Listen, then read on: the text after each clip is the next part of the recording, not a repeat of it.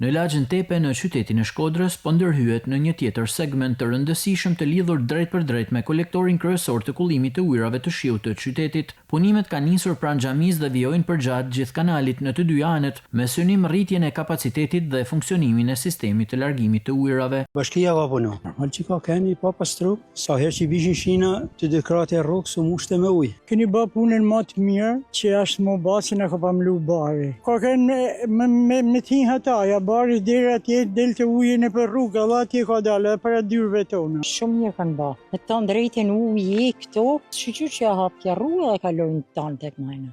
Shumë mirë, ju lumë që ndodhë. Situata e keqe s'kan mujt me kalu.